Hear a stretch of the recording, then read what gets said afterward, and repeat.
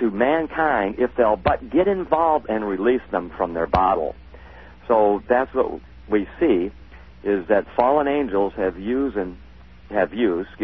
human curiosity to try to get mankind involved with them, and they promise to give you wishes or blessings or help, but eventually what happens is they turn and abuse mankind.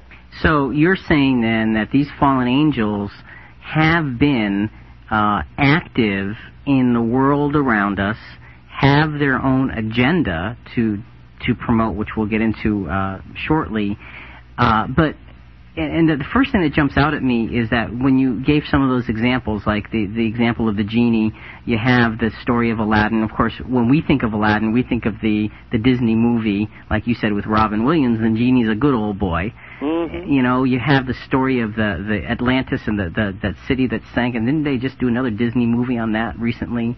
Or something to that effect. And it all looks good, and the first thing that jumps out at me in relation to this is that our view of these things, you're telling a story that is very serious and of extraordinary. It sounds like there's this extraordinary struggle in the heavens that we really don't even know a lot about, and we view it as some nice little stories. And I think that's an area of danger that we really need to explore. Rick, we need to go into a commercial break at this point. Folks, we're talking about spirits, evil spirits, and their effect on our world, and how subtle that effect seems to be. This is Jonathan and Rick with Christian Questions on 980 WSUB. Should you believe in ghosts? We'll be right back.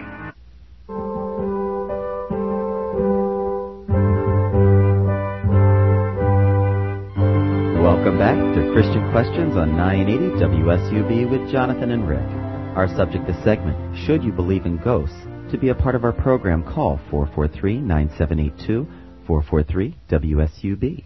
And we are here with Rick Cunningham. We are talking about the concept of evil spirits and the fact that evil spirits, according to the Scriptures, have for thousands of years been active in the world around us in a number of different ways. Before the flood, it was a different type of activity.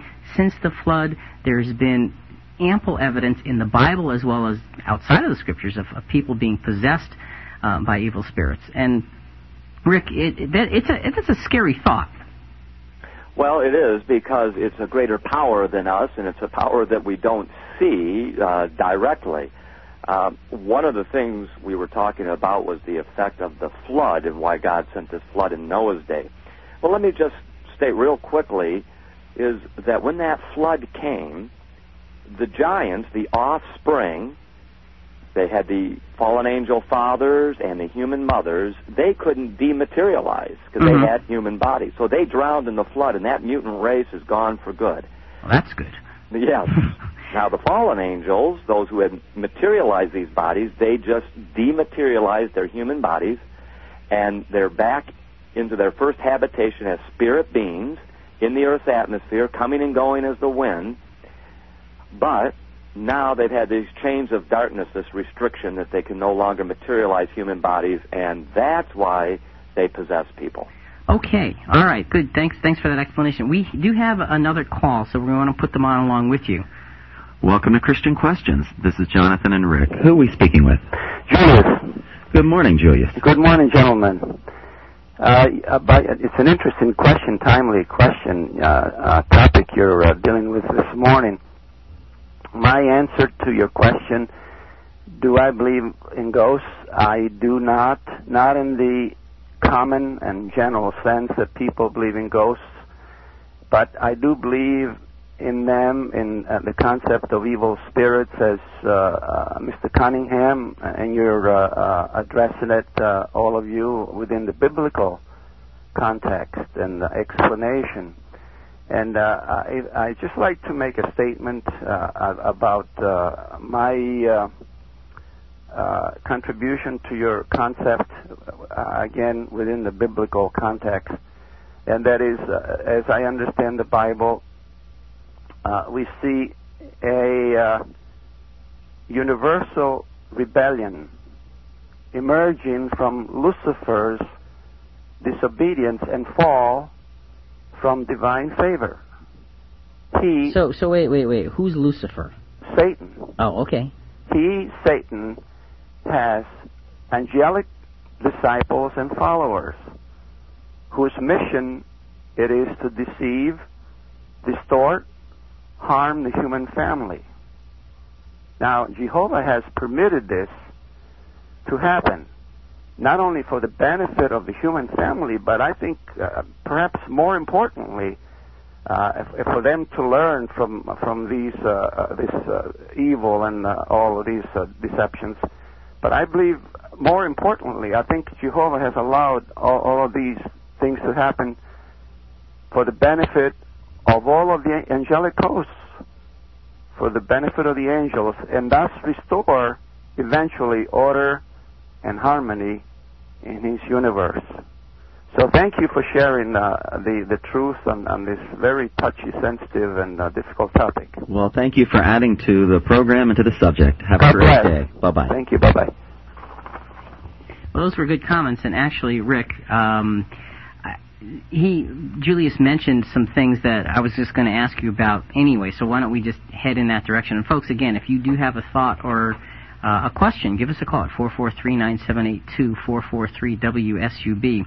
Rick, Julius mentioned this idea of Satan being kind of the chief amongst those who were fallen. Give us some background and perspective from the Scriptures on that. Well, that is a good point, because what we find is that these fallen angels had created a society that was their little creation. They felt empowered prior to the flood, and when the flood came and destroyed that society and put a limit on their powers and abilities to get back involved with mankind, and their children, this mutant race was destroyed, that gave these demons a bad attitude, as it were, a vicious attitude. They're angry. They're mad. This is a whole new meaning to bad attitude. That's it. And this is why we call it the ultimate conspiracy, because they have tried to recreate that society, that violent, evil society that they had prior to the flood. We read in Genesis that it tells us that the earth was full of violence and men's thoughts were evil continually. They want to recreate that society in the world ever since, and it's only been God's limitations that have hindered them. But we're seeing that they're using technological advances of our day to try to accomplish these evil goals. But their ringleader, as it were, was this being that Julius referred to as Lucifer. And Lucifer really means day star or morning star. And Lucifer, we've been told in the Scriptures, is also known as Satan, the adversary or enemy of God. And he seems to be a special angel. He was a leading angel. And in Ezekiel, the 28th chapter, verses 12 to 15, I'm going to read part of those verses, and here it goes. This is what the sovereign Lord says. You are the model of perfection, full of wisdom and perfect in beauty. You are in Eden, the garden of God. You are anointed as a guardian cherub or angel, for so I ordained you. You are on the holy mount of God. You walked among the fiery stones. You were blameless in your ways from the day you were created until wickedness was found in you. So this, we believe, is Ezekiel being given the information by God to write for us that Satan, Lucifer, was created perfect, and that he was a leading angel or cherub. And he was placed in the Garden of Eden to watch over Adam and Eve. And that's where we find that Jesus, in Luke 10, verse 18, stated, I, Jesus, beheld Satan as lightning fall from heaven.